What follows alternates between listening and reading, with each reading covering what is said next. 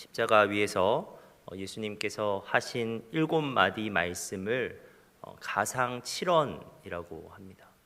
오늘 본문은 그러한 가상 7언 중에서 5번째 말씀, 제5언에 해당하는 구절입니다.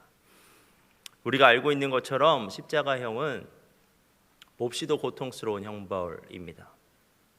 예수님 당시 화형도 있었고 그리고 맹수형도 있었는데 십자가형이야말로 죄인을 가장 고통스럽게 죽음에 이르게 하였습니다. 왜냐하면 빨리 죽지 못하고 모든 고통을 다 경험한 후에 천천히 죽어가기 때문이었습니다. 십자가 위에 달린 사람은 피가 몸에서 빠져나가고 호흡이 점점 힘들어져서 오랫동안 십자가에 매달려 있다가 결국은 심장마비나 질식, 쇼크로 숨지게 되었습니다. 그런데 예수님께서 그 십자가 위에서 고통이 극에 달해 있던 시점에 그리고 숨쉬기조차 힘드셨을 텐데 십자가 위에서 7마디 말씀을 남기셨습니다. 우리에게 꼭 필요한 말씀이기 때문에 아무리 힘들어도 말씀하지 않을 수 없었던 것 같습니다. 따라서 그 말씀들의 신학적 의미를 되새기는 것은 우리에게 매우 중요한 일입니다. 그런데 우리는 오늘 본문의 예수님 말씀에서 특별한 신학적 의미를 찾을 수 있을까 생각할 수 있습니다. 가상 7언의 제5언의 말씀은 단순히 예수님의 목마름에 대한 호소처럼 들리기 때문입니다. 예수님은 십자가에서 목마른 고통을 호소하셨습니다. 십자가에 달리신 예수님의 목마름은 이루 말할 수 없었을 것입니다. 채찍으로 고문당하실 때부터 피를 흘리셨고 십자가에 못 박히신 후에는 출혈이 더욱 심해졌습니다. 장시간 물을 마시지 못하신 채 골고다까지 십자가를 지고 가신 예수님은 몸속에 다량의 수분을 땀으로 소진하셨습니다. 더욱이 한낮의 뜨거운 햇볕 아래에서 십자가에 매달려 계셨기 때문에 예수님은 극심한 목마름을 겪으셨습니다. 그러므로 예수님께서 말씀하셨습니다. 내가 목마르다 라고 말씀하셨습니다. 하지만 이 말씀은 결코 목마름이라고 하는 육체적 고통만을 표현하신 것이 아니었습니다. 오늘 본문이 그것을 설명하고 있습니다. 오늘 본문은 예수님이 목마르다고 하신 이유를 설명하고 있습니다. 다시 본문을 우리가 한번 읽어보도록 하겠습니다. 오늘 본문을 우리가 한 목소리로 읽겠습니다. 그 후에 예수께서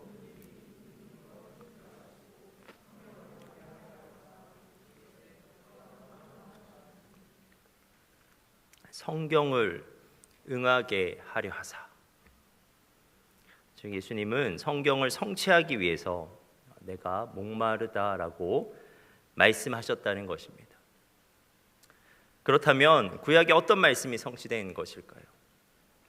그것은 바로 시편 69편 21절 말씀입니다.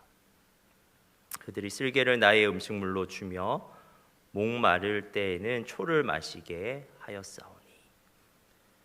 여기서 보시면 28절, 29절에 이제 그 말씀이 이제 성취된 것을 우리가 알 수 있는데요.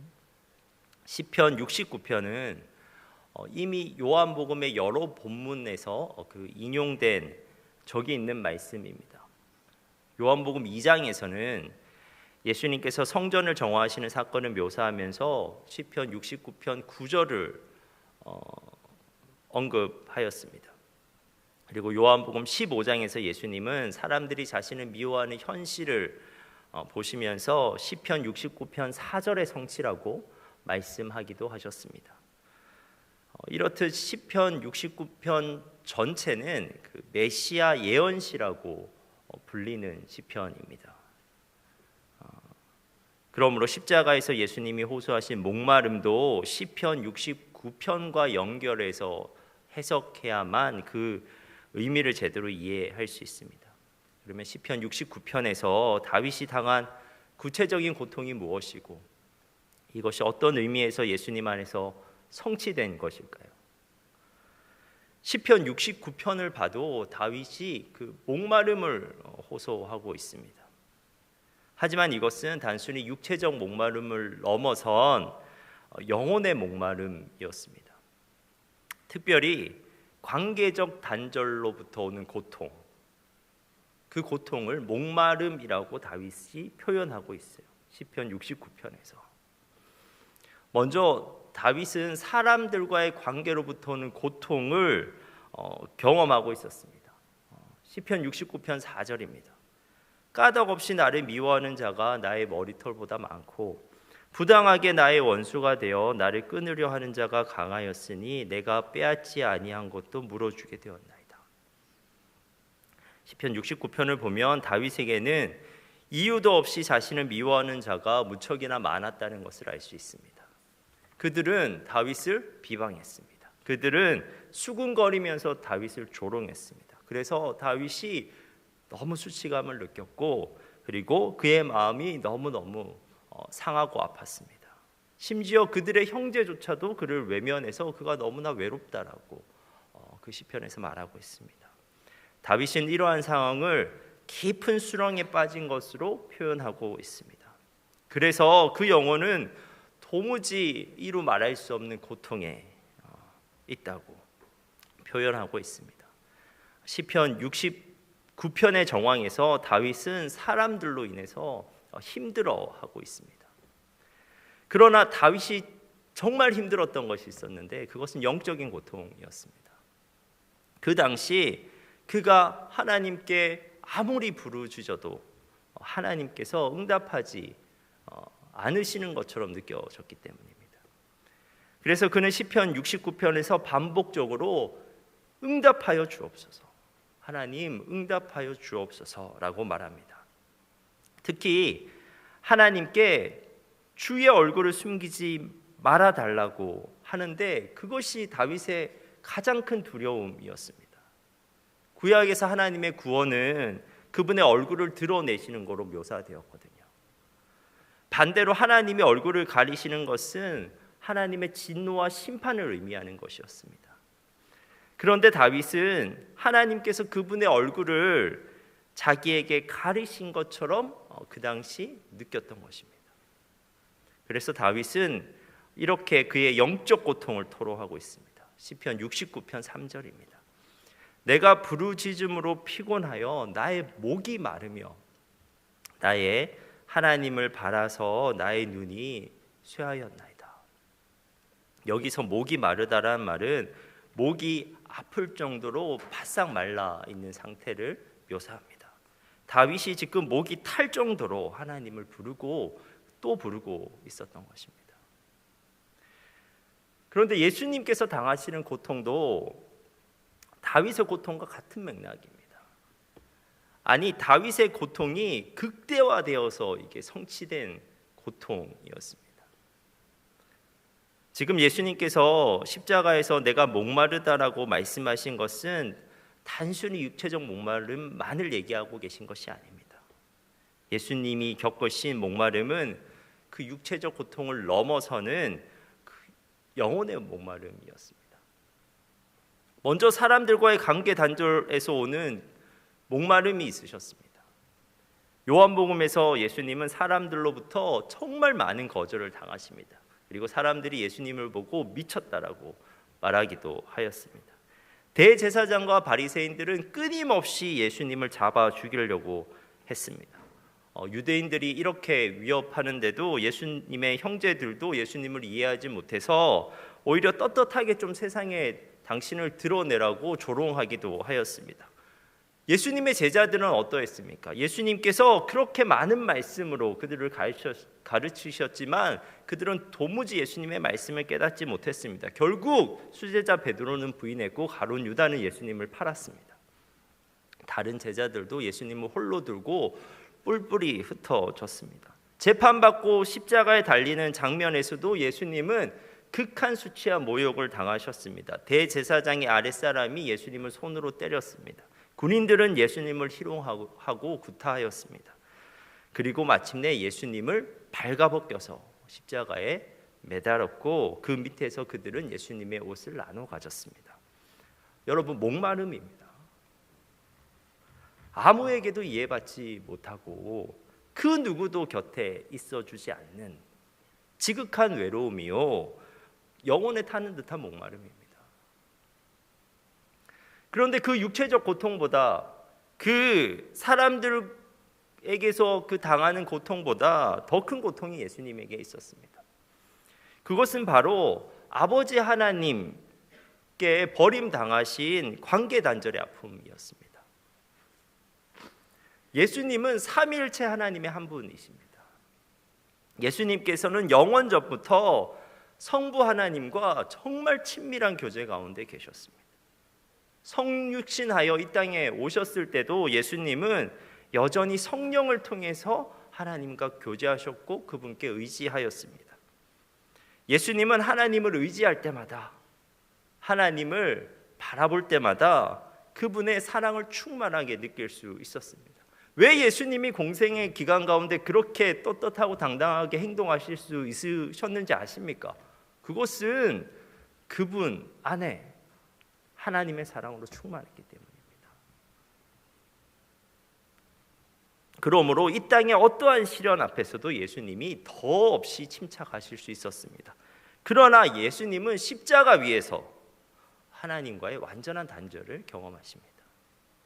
우리의 죄를 대신하여 예수님께서 십자가에서 철저히 버림당하시고 심판당하셨습니다. 십자가에서 예수님이 하나님을 의지하셨을 때는 분노가 느껴지고 암흑이 보이고 공허함이 그분의 마음을 가득 채웠습니다. 사랑, 빛, 생명의 근원이신 하나님과 단절이 일어났습니다. 그러므로 내가 목마르다라는 말은 극한의 외로움에서 새어나오는 슬픈 읊조림입니다. 하나님과의 단절을 경험하시던 예수님의 영적 고통이 그 짧은 말씀에 깊이 스며 들어있는 것입니다. 그런데 여러분, 예수님께서 왜 십자가의 고통을 당하신 것입니까? 왜 예수님께서 그러한 목마름을 겪으신 것입니까? 무엇을 성취하기 위해서 그렇게 고통당하신 것입니까? 여러분의 목마름을 해결하기 위함이 아닙니까? 여러분이 그와 같은 목마른 고통을 경험하지 않게 하기 위해서 예수님께서 대신 그 목마름을 경험하신 것이 아닙니까? 오늘 본문에서 극한의 목마름을 경험하고 계신 그 예수님이 사실은 자신을 목마름의 해소자라고 소개하신 적이 있습니다. 요한복음 4장에도 목마른 한 사람이 나오거든요. 요한복음 4장에는 한 여인이 육체적 목마름으로 그 목마름을 해결하기 위해서 생수를 얻고자 우물로 나아갔습니다. 그런데 그녀는 그곳에서 자신을 멀리서 찾아오신 예수님을 만납니다. 그녀는 예수님에게 아무 말도 하지 않았지만 예수님은 아무도 생수를 기르러 오지 않은 그 종호의 우물로 나온 여인의 삶을 꿰뚫어 보십니다. 예수님은 그녀의 인생에서의 목마름이 단순히 물의 결핍으로 인한 육체적 목마름이 아닌 것을 알고 계셨습니다. 예수님은 반복적인 죄악으로 말미암아 따뜻하게 굳어진 그녀의 영혼을 보셨습니다. 이미 5번 결혼했지만 한 번도 사랑받지 못해서 메마르고 갈라진 그녀의 영혼을 보셨습니다. 그녀의 영혼이 깊은 갈증으로 메마르고 갈라지고 굳어져 있는 것을 보셨습니다. 이에 예수님이 그녀에게 생수를 거하셨습니다. 그 생수는 단지 일시적으로만 육체적 목마름을 해소하는 자연적인 물이 아니라 전혀 다른 차원의 생수인데 그 생수를 한번 마셔보지 않겠냐고 말씀하셨습니다. 요한복음 4장 14절입니다. 내가 주는 물을 마시는 자는 영원히 목마르지 아니하리니 내가 주는 물은 그 속에서 영생하도록 솟아나는 샘물이 되리라. 결국 예수님이 말씀하신 그 속에서 영생하도록 솟아나는 샘물은 성령을 가리킵니다. 성령은 영혼의 생수, 영혼의 생명수입니다. 예수님은 성령이 죄악으로 굳어진 그녀의 영혼에 사제의 생수를 공급하실 수 있다고 말씀하시는 겁니다. 예수님은 성령이 사랑받지 못해서 메마르고 갈라진 그녀의 영혼에 궁극적인 사랑의 생수를 공급해 줄 수 있다고 말씀하십니다. 성령이라는 것이 그녀의 영혼을 해갈할 수 있다는 거예요. 성령의 생수를 마셔야만 그녀가 다시 촉촉하고 부드러운 마음으로 생명력 있게 살아갈 수 있다고 말씀하셨습니다. 예수님은 십자가에 못 박히신 채 자신의 몸에 있는 물과 피를 모조리 쏟아내셨습니다. 그리고 그 십자가 위에서 절박하게 목마르다라고 말씀하셨습니다. 그런데 이러한 예수님의 희생은 사막과 같은 우리의 영혼에 생명의 강이 흐르도록 만듭니다. 예수 그리스도의 십자가가 사제의 생수의 원천입니다. 십자가에 달리신 예수님을 가만히 응시하면 우리에게 하나님의 사제의 선언이 들립니다. 그리고 예수 그리스도의 십자가는 사랑의 생수의 원천입니다. 여러분 한번 십자가를 가만히 응시해 보십시오. 그 십자가를 가만히 묵상해 보십시오. 십자가에 달리신 예수님을 응시하면 하나님의 사랑이 보이게 되어 있습니다.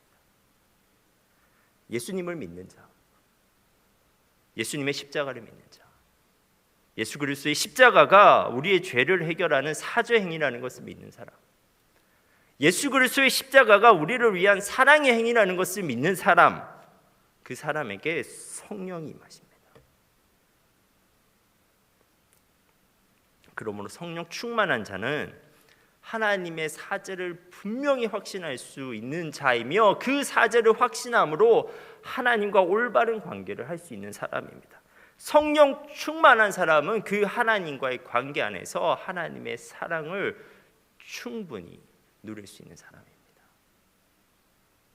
사랑하는 여러분, 지금 목마르십니까?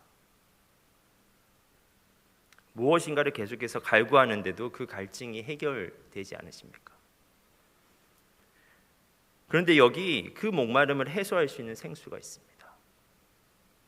그것은 예수 그리스도의 생수이고 그것은 성령의 생수입니다. 우리가 세상에서 얻을 수 있는 기쁨은 생수가 아니라 탄산음료와 같습니다. 순간적으로 목마름이 해소되는 것 같지만 오히려 더 목마르게 되어 있습니다. 저는 최근에 도파민이라고 하는 용어를 듣게 되었습니다. 도파민은 도파민과 파밍의 합성어입니다. 도파민은 새롭게 재미있는 것을 경험할 때 분비되는 신경 전달 물질입니다. 그리고 파밍은 게임 용어잖아요. 플레이어가 게임 캐릭터의 능력을 향상시키기 위해서 아이템을 모으는 행위를 말합니다. 따라서 도파민은 즐거움을 가져다 줄 수 있는 도파민이 분출되는 행동이라면 무엇이든지 시도하는 것입니다. 근데 여러분, 도파민으로는 안 됩니다. 도파민은 인간에게 순간적인 행복감을 느끼게 해주지만 새로운 자극에만 분비되기 때문에 시간이 지날수록 점점 더 자극적인 쾌락을 쫓게 되어 있습니다. 추구하면 추구할수록 더 갈망하게 됩니다. 마시면 마실수록 더 목마르게 됩니다. 개인적 추구, 개인적 쾌락 추구로는 한계가 있다고요. 아무리 재밌는 것을 경험해도, 아무리 맛있는 것을 먹어도, 아무리 좋은 것을 가져도 순간뿐입니다. 또 목마르게 되어 있습니다. 왜냐하면 우리의 몸과 영혼이 그렇기 때문입니다.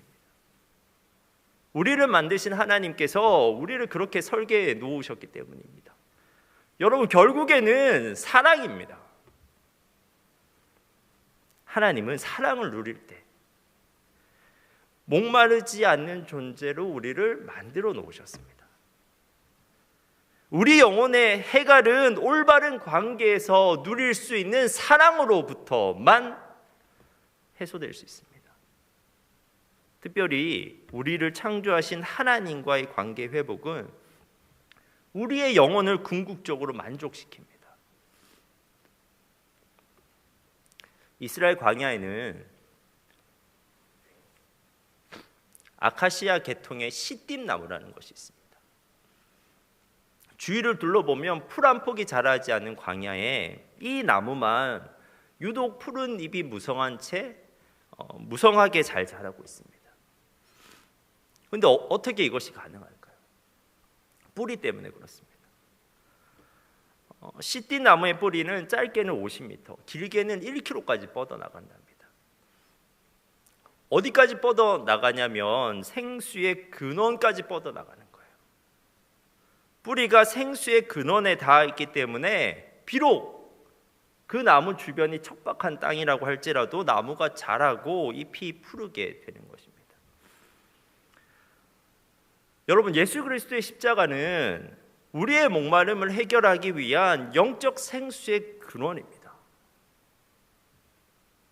그러므로 여러분의 마음을 뻗으셔서 그 마음이 십자가에 닿도록 해야 됩니다.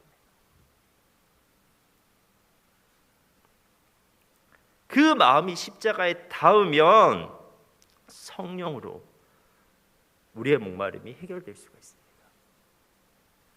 하나님과의 친밀한 교제를 회복할 수 있고 그 가운데서 풍성한 사랑을 누릴 수가 있게 됩니다. 그 사랑이면 목마르지 않을 수 있습니다. 그 사랑이면 충분히 만족하면서 살아갈 수가 있습니다. 그러므로 여러분, 광야와 같은 세상을 살아가고 있는 여러분, 여러분의 삶에서 순간마다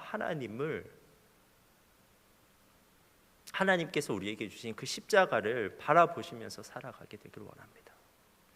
우리가 오늘 힘든 까닭은 어쩌면 거친 세상 때문만은 아닐 수가 있습니다. 거친 세상에서 우리가 십자가를 충분히 주목하지 않았기 때문이고, 십자가 안에서 터져나오는 그 성령의 생수를 우리가 충분히 마시지 않았기 때문입니다. 이번 주는 고난 주간입니다. 이번 한 주만이라도 예수 그리스도의 십자가에서 흘러넘치는 영적 생수를 맛보실 수 있는 여러분 되시길 간절히 바랍니다. 기도하겠습니다.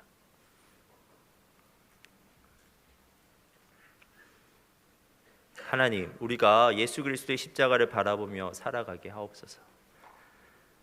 십자가를 통해 하나님의 사랑이 우리 마음 가운데 깊이 인식되며 그 사랑이 우리 마음 가운데 넘쳐 흐르게 하옵소서. 아무리 삭막한 광야 같은 세상에서도 우리 인격 안에서 터져 나오는 생수가 있으므로 우리가 넉넉하게 살아갈 수 있도록 주님 도와주옵소서.